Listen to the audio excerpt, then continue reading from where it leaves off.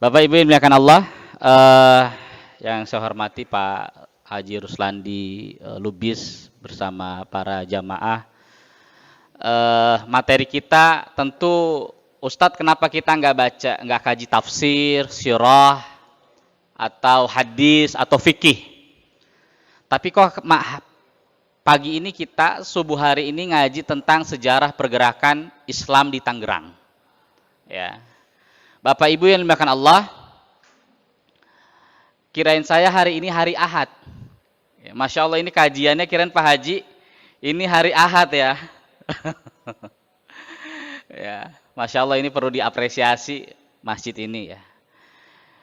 Bapak Ibu yang dimuliakan Allah, Al-Quran yang kita baca, yang kita pegang, kata Profesor Syekh Mutawalli Sya'rawi, guru besar Universitas Al-Azhar, Kairo, Mesir, Al-Quran itu isinya itu 3. Yang pertama, isi Al-Quran itu isinya tentang akidah, tauhid, visi hidup. Yang kedua, isi Al-Quran yang kita baca, yang kita pegang, isinya yang kedua tentang syariah, tatanan kehidupan. Dan yang ketiga, isi Al-Quran itu tentang sejarah. Jarak kita dengan Nabi Muhammad SAW itu jaraknya 1426 tahun lebih. Tapi kenapa Al-Quran itu menginformasikan kepada kita dengan kisah-kisah yang jaraknya jauh dengan Nabi Muhammad SAW. Al-Quran mengisahkan tentang peristiwa bagaimana Nabi Isa, Nabi Daud, Ibrahim, Ismail, terus sampai Nabi Adam alaihissalam. Artinya apa? Setiap peristiwa yang Allah informasikan kepada kita melalui Al-Quran, masa lampau, tujuannya untuk liulil albab, afala yatafakkarun, afala yatazakkarun. Tujuan sejarah, ya, masa lalu diinformasikan oleh Allah melalui Al-Quran, padahal kan kita ini umatnya Nabi Muhammad, Pak. Bahkan Masya Allah, Quran itu banyak sekali kisah-kisah tentang Bani Israel. Ya, Bani Israel itu surah ada di Al-Baqarah, ada di Maryam, ada kemudian di Al-Imran, ya, ada kemudian di surah Yusuf, ada kemudian di surah Al-Isra, dan seterusnya. Sampai kata para ulama, seakan-akan Al-Quran itu turun untuk Bani Israel. Ya, seakan-akan Al-Quran itu turun untuk Bani Israel. Padahal Nabi dari Bani Israel itu terakhir Nabi Isa alaihissalam. Ya. Sejarah itu tujuannya apa? Belajar kita untuk mengambil ibrah. Orang beriman belajar sejarah agar sejarah itu menjadi ibrah. Ibrah itu berasal dari bahasa Arab, artinya abaroh, jembatan. Makanya Bung Karno dulu pernah mengatakan, kata Bung Karno, untuk membangun sebuah bangsa yang kuat, nation building, kata Bung Karno, ajarkan generasi itu 3 hal. Yang pertama, ajarkan generasi bangsa Indonesia menjadi bangsa yang kuat, kata Bung Karno. Ajarkan generasi muda itu yang pertama ilmu bumi. Yang kedua ilmu bahasa. Dan yang ketiga ilmu sejarah. Ini penting, Pak. Ya. Bung Karno dulu pernah mengatakan, mengapa saya mencintai Indonesia sebagai tanah air? Beliau sampaikan kepada para kader-kader Marhain. Dia tulis juga di koran Pikiran Rakyat tahun 30-an. Kata Bung Karno, karena Indonesia adalah alamnya indah. Kenapa saya mencintai Indonesia sebagai tanah air, kata Bung Karno? Karena Indonesia mempunyai kekayaan alam yang berlimpah ruah. Tanahnya subur, lautnya luas, gunungnya menjulang tinggi. Lalu konsep cinta tanah air, nasionalisme Bung Karno, itu dikritik oleh seorang ulama yang bernama Masdul Haq. Ulama, negarawan, diplomat namanya Masdul Haq, yang artinya pembela kebenaran. Yang namanya lebih populer kita dengar Haji Agus Salim. Jadi Haji Agus Salim, Pak, the Grand Old Man, nama aslinya adalah Masdul Haq, yang artinya pembela kebenaran. Kata Haji Agus Salim bilang kepada Bung Karno ketika itu, Bung, bagaimana jikalau Indonesia ini tanahnya kering? ya, tandus, tidak ada kehidupan, tidak ada lautnya, kekayaannya tidak berlimpah ruah. Apakah kita masih mencintai Indonesia sebagai tanah air? Kemudian Haji Agus Salim ya mengisahkan peristiwa seorang kekasih Allah yang bernama Ibrahim, Nabi Ibrahim alaihissalam, lalu Hajar istrinya dan anaknya Ismail alaihissalam tinggal di daerah yang bernama Al-Khalil. Al-Khalil itu daerah yang bernama Palestina, Pak. Al-Khalil itu tanahnya subur, Palestina itu subur, Pak. Alhamdulillah, Masya Allah. Tanahnya subur. Ya, sebagaimana dalam surah Al-Isra, Subhanalladzi asra bi'abdihi laila minal masjidil haram ilal masjidil aqsa. Maha suci Allah yang telah memperjalankan hambanya dari Masjidil Haram ke Masjidil Aqsa, dari Mekah ke Palestina. Alladzi baraknahallahu. Allah berikan keberkahannya. Apa yang terjadi? Nabi Ibrahim bersama istri dan anaknya tinggal di daerah yang sangat subur yang bernama Al-Khalil. Daerah yang sangat subur, harus hijrah ke daerah yang sangat tandus, tidak ada kehidupan. Daerah itu bernama Bakkah.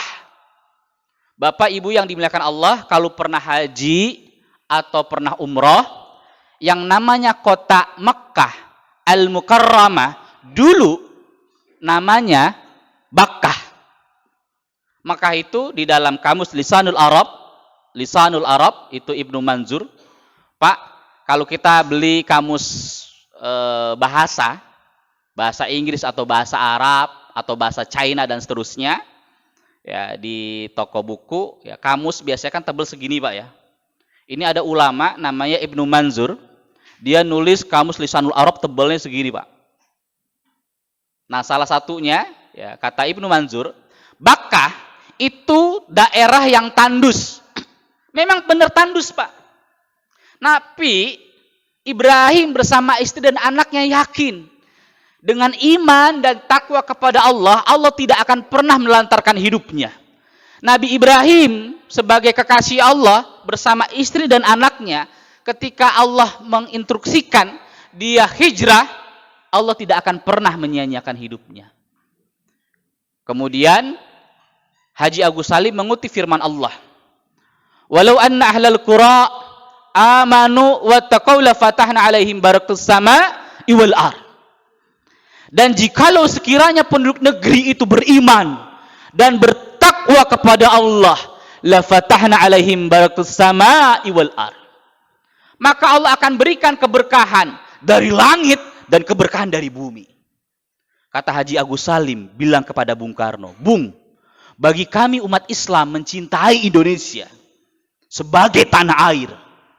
Bagi kami mencintai Indonesia sebagai bumi pertiwi, bukan karena Indonesia mempunyai kekayaan alam yang indah.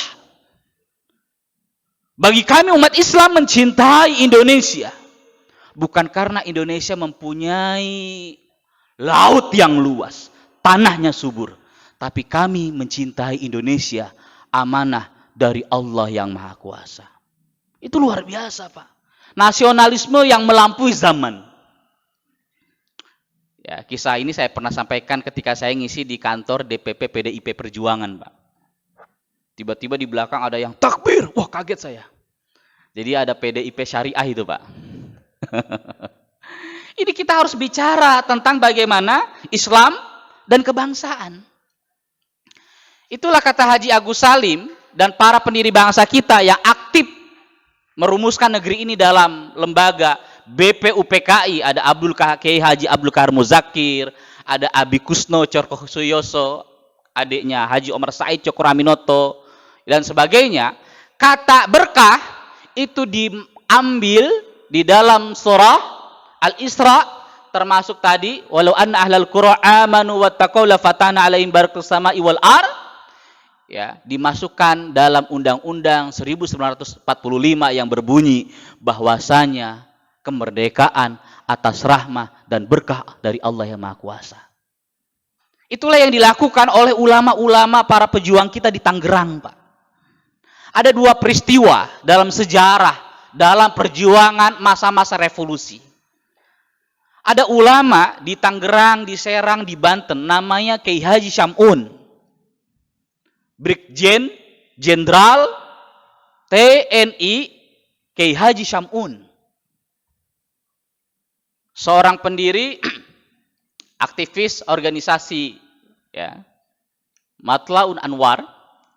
Ya, lalu kemudian dia aktif juga di Masyumi. Ketika kita berjuang melawan penjajah, para jamaah yang dimuliakan Allah, belum ada yang namanya tentara. Laskar yang kita miliki itu adalah laskar-laskar rakyat di berbagai daerah. Di Bogor, di Jawa Barat, di Karawang itu ada laskar Kujang. Di Aceh ada laskar Rencong. Ada laskar Gajah. Ya. Tapi laskar yang paling banyak di berbagai daerah itu adalah laskar Hizbullah dan laskar Sabilillah. Nah, Kiai Haji Syam'un dari Serang, ya, itu adalah aktivis laskar Hizbullah. Laskar Hizbullah adalah laskar-laskar santri yang dibina oleh para ulama, kemudian mereka ikut dalam perjuangan medan tempur. Sedangkan laskar Sabilillah adalah para kiai. Laskar ini kemudian berkumpul dari berbagai laskar-laskar, kemudian menjadi yang namanya TKR, Tentara Keamanan Rakyat. Dulu sebelumnya BKR, Badan Keamanan Rakyat. Yang kemudian dari BKR, TKR berubah menjadi yang namanya TNI, Tentara Nasional Indonesia. Siapa?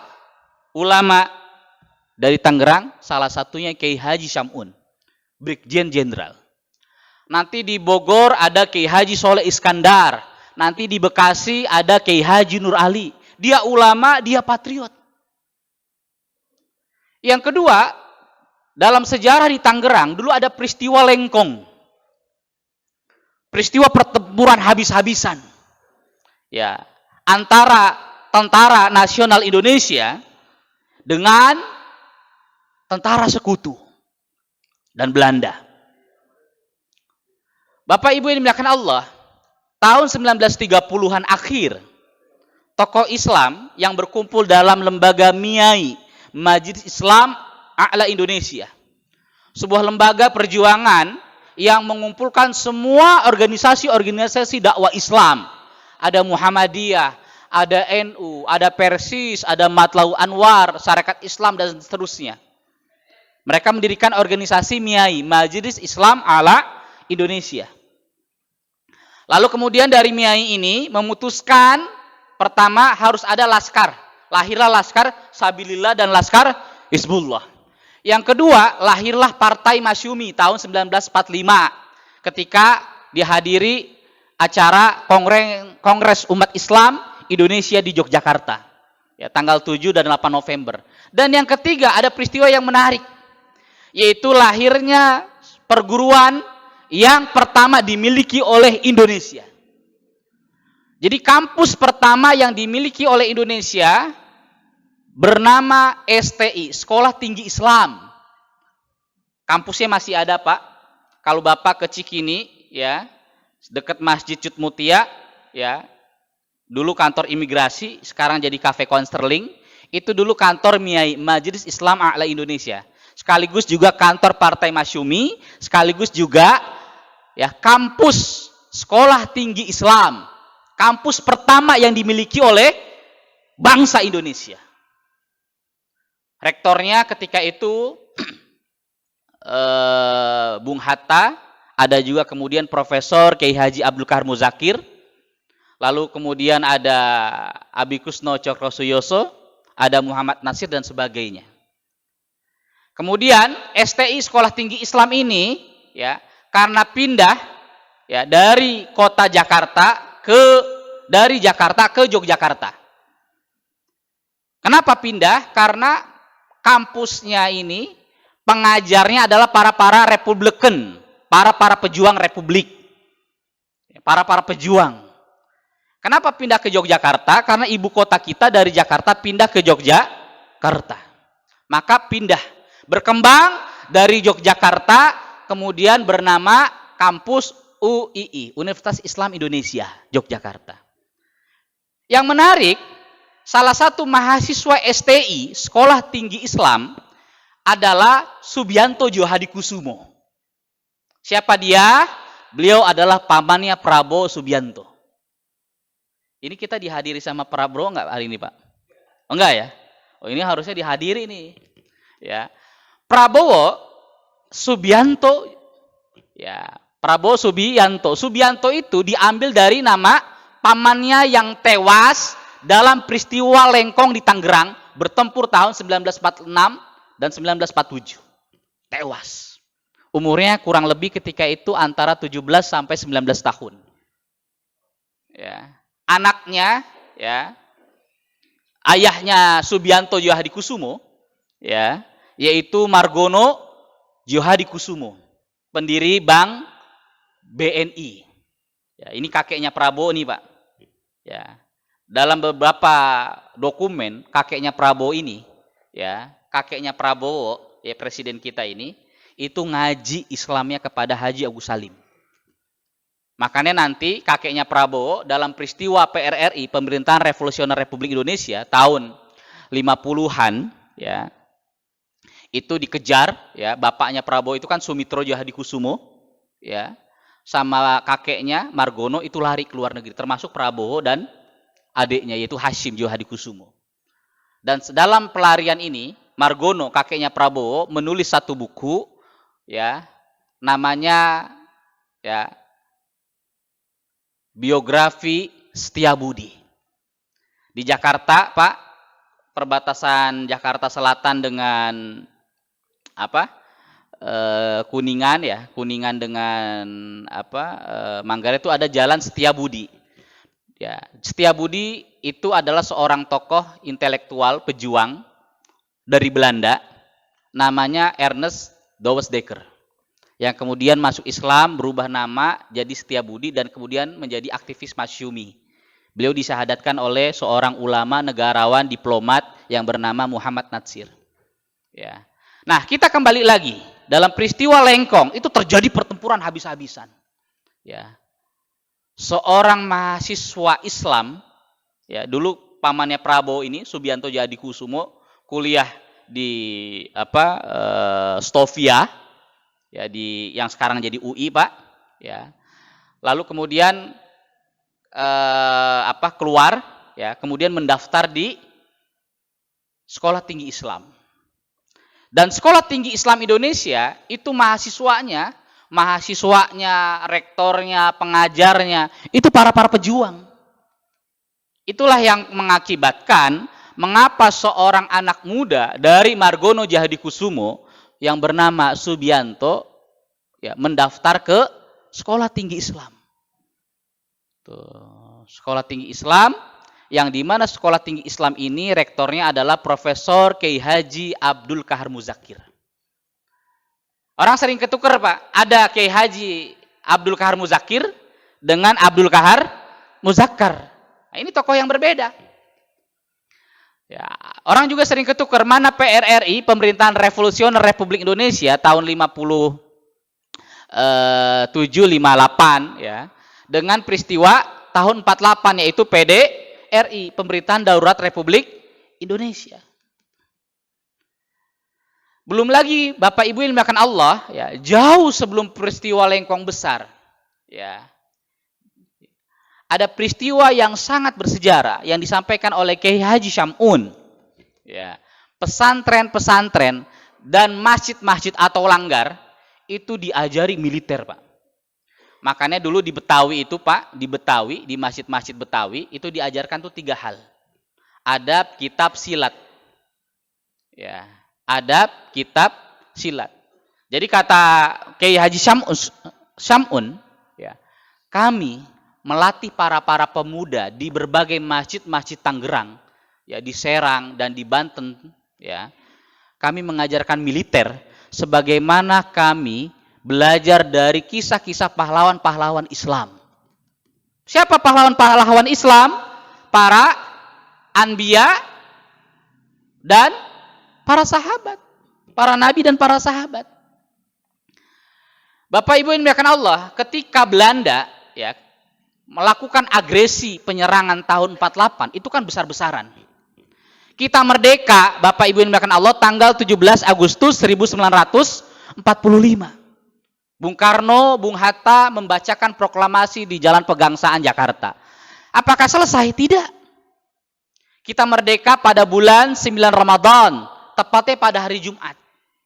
Para ulama ya menyadari betul para pendiri bangsa kita merdeka tanggal 17 Agustus 1945 itu adalah hadiah yang Allah berikan untuk bangsa Indonesia. Hari Jumat ya. Tanggal 9 Ramadan. Oh ya. Tanggal 9 Ramadan. Nah, apa yang terjadi? 2 tahun berikutnya, tahun 1947, ya, bangsa kita dilakukan agresi penyerangan yang pertama. Gagal, kemudian tahun 48, ya, 3 tahun berikutnya, Belanda dan sekutu ya, menangkap Bung Karno dan Bung Hatta tak tanggung-tanggung, Agus Salim, Bung Syahrir, para tokoh-tokoh kabinet kita, sekaligus menduduki ibu kota kita yang berada di Yogyakarta. Makarullah wa ma khairul makirin. Belanda dan tentara sekutu ingin memadamkan cahaya republik, tetapi Allah sebaik-baiknya pembuat rencana. Belanda berkeyakinan dengan ditangkapnya Bung Karno, Bung Hatta dan menduduki ibu kota kita, Republik Indonesia yang ada di Yogyakarta, maka tamatlah riwayat Indonesia. Ternyata Bapak Ibu yang dimuliakan Allah, ada 2 kekuatan yang belum ditaklukkan oleh tentara sekutu. Yang pertama, kekuatan Pulau Jawa yang dipimpin oleh Panglima Besar Jenderal Sudirman. Bapak Ibu yang dimuliakan Allah, kenapa di Jalan Kuningan itu, Pak, patung pahlawan yang hanya hormat itu hanya Jenderal Sudirman. Ini ada sejarahnya, Pak. Ya. Jadi Pak Dirman itu akan hormat kepada siapapun, ya. Semua kepada para rakyat. Kata Pak Dirman, kita dihormati tentara-tentara Indonesia. Bangsa ini akan dihormati ketika kita mencintai rakyat. Maka dia hormat itu bukan kepada pejabat, Pak. Hormat kepada rakyat. Ya. Apa yang dilakukan oleh Pak Dirman dalam menyemangati semangat ya para tentara-tentara kita? Tahun 47 dan tahun 48. Pak Dirman kan ketika itu berjuang di Tanduk ya Bu ya, Pak. Ya, sakit paru-paru. Apa yang dilakukan Panglima Besar Jenderal Sudirman? Setiap perberhentian beliau istirahat, beliau membacakan satu kitab Sirah Nabawiyah yang berjudul Kelengkapan Tarikh Nabi Muhammad sallallahu alaihi wasallam yang ditulis oleh seorang ulama yang bernama Ki Haji Munawar Khalil. Jadi kada para tentaranya setiap Pak Dirman berhenti untuk istirahat, kami disemangati dengan kisah-kisah perang Ghazwah, perang Badar, perang Hunain dan perang-perang yang lainnya. Itulah yang menyemangati kami dalam spirit ya, perjuangan. Yang kedua, ya, di mana ibu kota kita ketika sudah diduduki oleh Belanda dan tentara sekutu di Yogyakarta, maka ibu kota kita pindah dari Yogyakarta ke Bukit Tinggi. Buya Hamka ketika menafsirkan surah di dalam tafsir Al-Azhar, makarullah wa ma khairul makirin. Kata Buya Hamka, pertolongan Allah itu hadir dalam peristiwa tahun 1948, tanggal 19 Desember. Maka tanggal 19 Desember tahun 48, Pak, ya, didirikanlah yang namanya PDRI, Pemerintahan Darurat Republik Indonesia. Siapa presidennya? Kan Bung Karno, Bung Hatta ditangkap. Presidennya adalah Gubernur BI pertama, Menkyu pertama. Siapa? Syafruddin Prawira Negara. Orang yang tidak pernah tercatat dalam sejarah. Dan beliau seorang putra terbaik dari Banten. Ya, Banten Minang, Pak. Ya. Kalau kita baca dalam sejarah Bapak Ibu yang dimuliakan Allah, tahun 2008, sebelum tahun 2008, nama-nama orang seperti Syafruddin Prawira Negara, Hamka, Natsir, Kasman Singodimejo yang kelak jadi Jaksa Agung pertama, itu dicatat dalam sejarah sebagai pemberontak, Pak. Sebagai pemberontak. Sedih kita rasanya. Makanya ketika mereka jadi pahlawan, ya, setiap tanggal 19 Desember, ya, tahun 2005 Pak Susilo Bambang Yudhoyono, ya, menetapkan Hari Bela Negara. Hari Bela Negara itu tanggal 19 Desember, di mana lahirnya PDRI. Berapa pemerintahan dalam PDRI itu? Ada sekitar 7 bulan lebih. Di mana? Di Bukit Tinggi. Nah, Bapak Ibu yang dimuliakan Allah, ya, kita ini umat Islam adalah umat yang Iqra. Wahyu yang pertama yaitu Iqra. Tapi bukan sekedar Iqra. Kalau sekedar Iqra, membaca, sudah ada bangsa-bangsa yang besar yang telah membaca dan memimpin besar. Bagaimana Yunani, Romawi, Mesopotamia, Babilonia, Aztek, bangsa Arya, China, dan seterusnya. Tapi peradaban mereka semakin tinggi, semakin berada di tubir jurang kehancuran. Kenapa? Karena peradaban yang mereka bangun, kejayaan bangsa-bangsa Yunani, Romawi, Mesopotamia, dan sebagainya, tidak berdasarkan dari Bismillahirrahmanirrahim khalaq. Ada seorang ulama, ya ini hebat Pak, namanya Buya Malik Ahmad.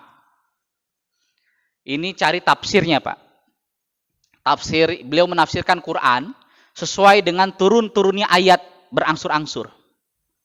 Ya. Mulai dari Al-Alaq, kemudian Al-Mudassir, Al-Muzammil, dan seterusnya. Kan kalau kita baca tafsir kan dari mulai surah Al-Fatihah. Nah ini ada ulama namanya Buya Malik Ahmad, nulis tafsir As-Sinar. Tafsir inilah yang menginspirasi anak muda yang bernama Abdullah Said, kemudian mendirikan Hidayatullah. Ya, dari Gunung Tembak kemudian meledak menjadi ya pesantren di berbagai seluruh Indonesia. Jadi kata Buya Malik Ahmad dalam tafsir As-Sinar, kalau sekedar Iqra, sudah ada peradaban-peradaban besar. Tapi kenapa? Bismillahirrahmanirrahim. Setiap peradaban itu, kalau tidak dibarengi dengan agama, maka peradaban itu akan hancur. Seperti peradaban Yunani, Romawi, ya Pak. Nah, Bapak Ibu yang dimuliakan Allah, ini ada seorang panglima militer Israel, namanya Moshe Dayan.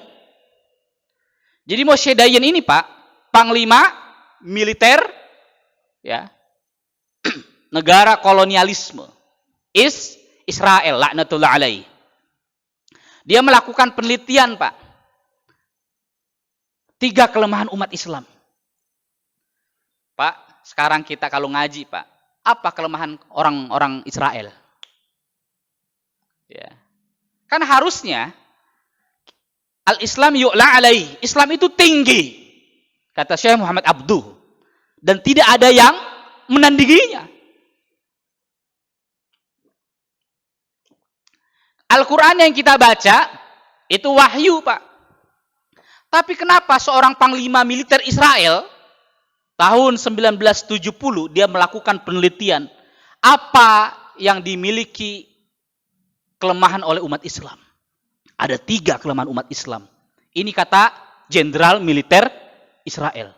Yang pertama, kelemahan umat Islam dimanapun, kata Moshe Dayan, tidak mau mengkaji dan belajar sejarah.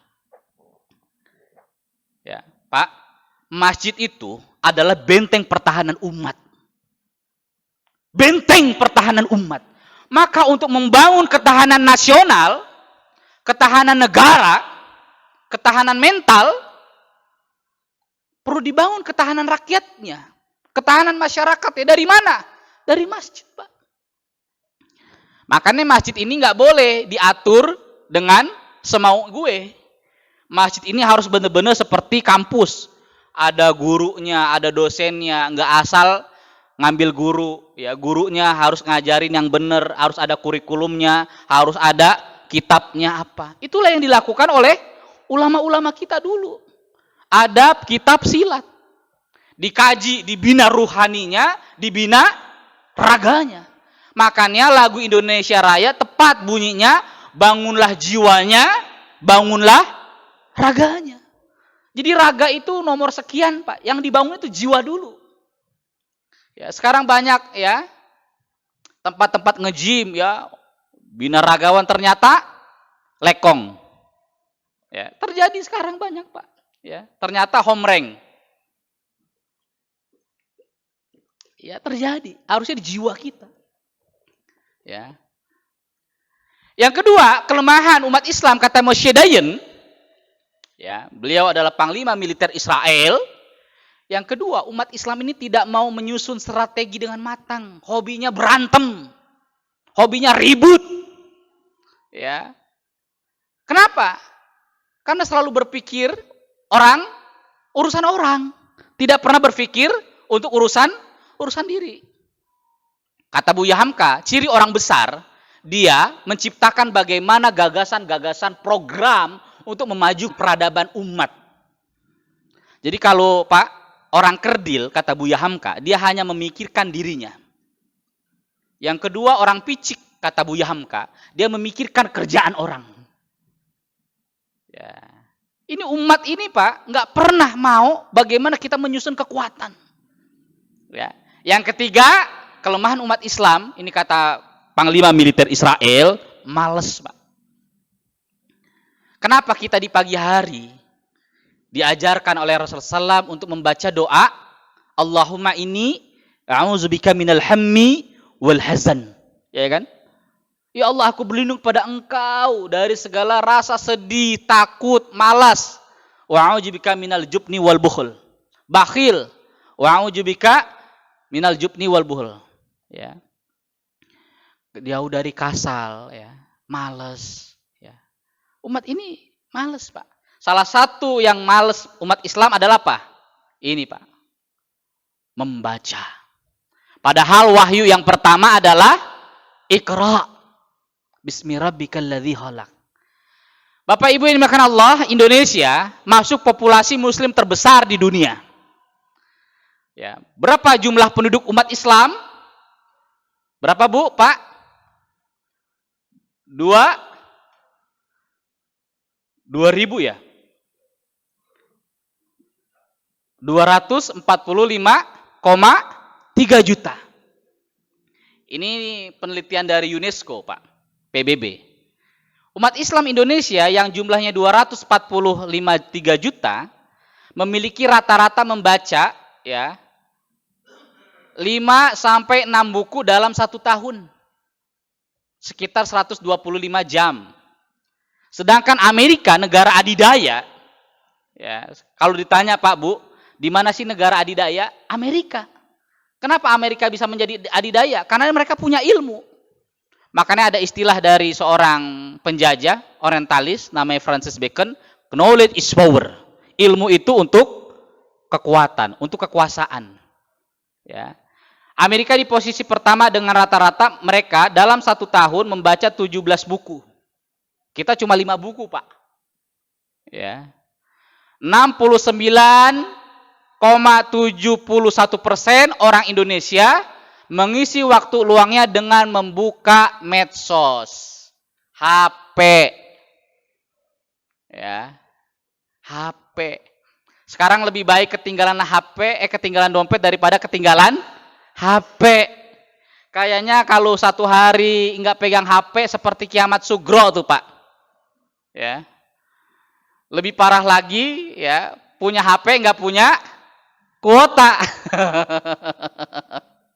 Ya. Makanya sekarang banyak orang datang ke masjid, salah satunya cari apa? Cari wifi itu ya, cari kuota. Ya.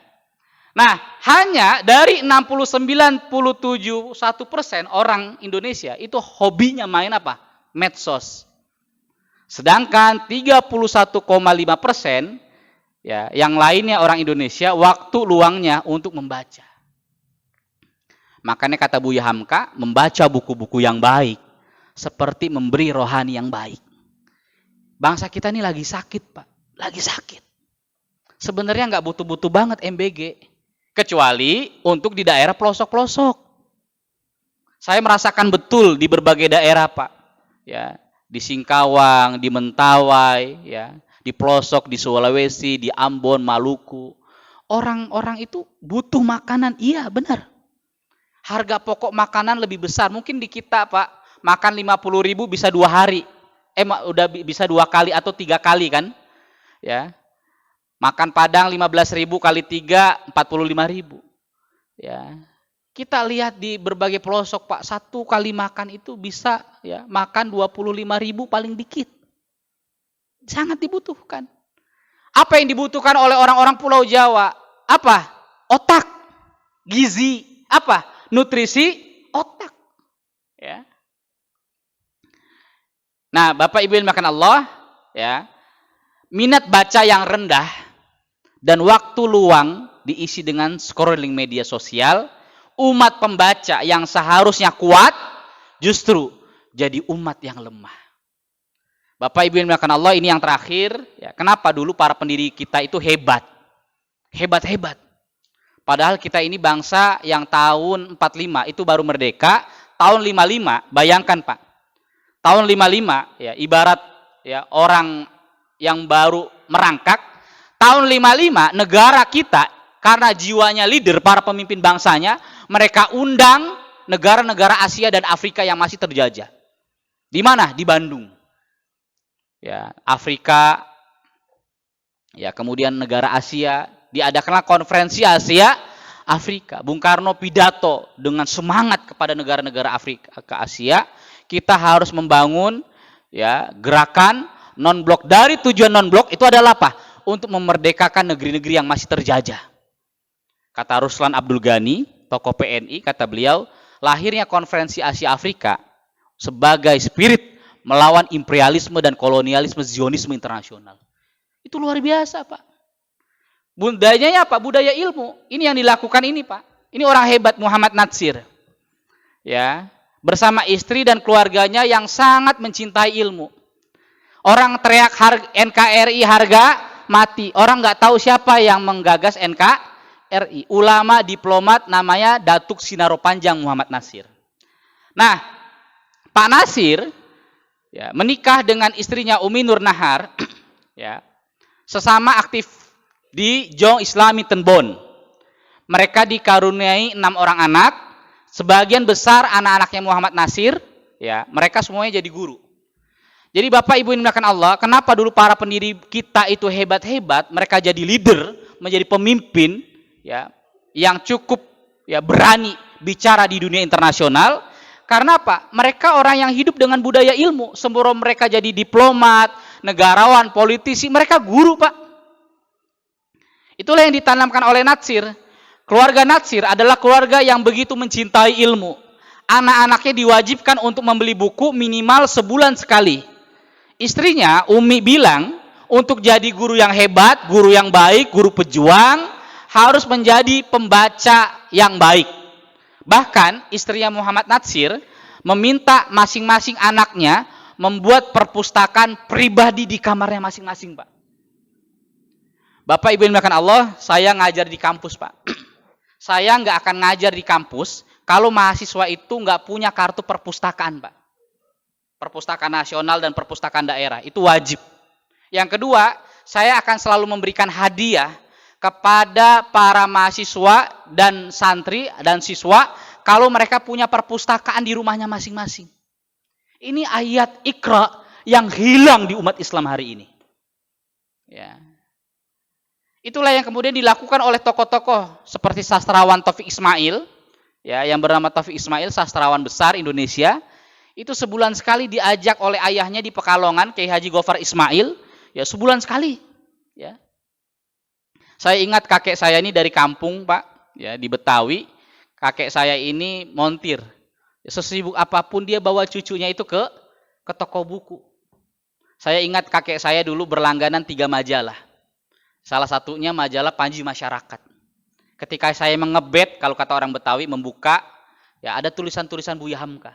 Saya ingat betul ketika kakek saya cerita tentang Hamka itu sejak kelas saya 2 SD. Itulah yang menjadi modal terus saya hari ini bicara tentang sejarah, Pak. Nah, Bapak Ibu yang dimuliakan Allah Subhanahu wa taala, ya. Ya, oleh karena itu kata Bung Karno tadi, untuk membangun bangsa yang kuat, ajarkan ilmu sejarah, ilmu bumi dan ilmu bahasa. Makanya Pak Natsir itu menguasai berbagai bahasa. Beliau menguasai bahasa Inggris, Belanda, Prancis, Jerman, Arab, dan Latin. Pak, ini ada kisah yang menarik. Jadi kalau kita baca kisah-kisah pahlawan kan hanya dari buku-buku sejarah, kita lupa. Mereka juga seorang suami dan mereka juga seorang ayah. Jadi untuk membangun kepemimpinan, leadership, ya, Pak Natsir itu membangun leadership itu di meja makan. Makanya kata beliau nasihati kepada para pendakwah, kepada para ayah, sesibuk apapun kita menjadi seorang ayah, jangan lupakan kita makan bersama anak dan istri kita di meja makan. Mengapa? Meja makan Bapak Ibu yang dimuliakan Allah adalah tempat untuk anak dan istri menyampaikan komunikasi. Yang kedua, meja makan sebagai tempat cara harmonis membangun kedekatan dengan keluarga. Tapi hari ini meja makan hanya buat tempat narok makanan, ya, ditaruh di ungkep tudung saji ya. Anak makan di kamar, istri makan di dapur, suami makan di luar. Kok yang bilang di luar ini makan di luar ya? Nah, ini yang menarik Bapak Ibu yang dimuliakan Allah, ya. Pernah di kemudian hari putrinya Pak Nasir bertanya, "Umi, jadi Pak Nasir itu ya kalau bicara sensitif yang hanya dia dengan istrinya, tidak boleh anak-anaknya tahu. Mereka di meja makan ngomong pakai bahasa Belanda." Itu Pak Nasir, Pak. Suatu ketika anaknya Aisyah Natsir bertanya, "Umi, ya ajarin dong saya bahasa Belanda. Saya pengen tahu apa yang diomongi sama Umi sama Abi ya ketika di meja makan bahasa Belanda." Apa jawabnya Umi Nasir? Ya, buat apa kamu belajar bahasa Belanda? Ya, toh Indonesia itu sudah merdeka. Ya, tapi masya Allah, ya modal inilah yang menjadi apa? Bapak Ibu yang dimuliakan Allah, kehebatan para pendiri bangsa kita. Jadi antara literasi, ya literasi itu sejarah, ya edukasi, ya kegiatan pendidikan, dan yang ketiga adalah kaderisasi yang dilakukan oleh masjid. Ya. Nah, Bapak Ibu yang dimuliakan Allah, tentu ini banyak sekali tadi yang saya sampaikan kisah-kisahnya, ya tentang sejarah pergerakan Islam di Tangerang, sekaligus juga apa yang terjadi di peristiwa Lengkong Besar itu tidak bisa lepas dalam peristiwa di dunia internasional. Mudah-mudahan dengan kajian yang singkat ini kita diberikan kekuatan oleh Allah untuk melanjutkan ruh, semangat, spirit para mujahid, para pahlawan Islam, wabil khusus di Tangerang. Kita melahirkan generasi yang patah tumbuh, hilang berganti.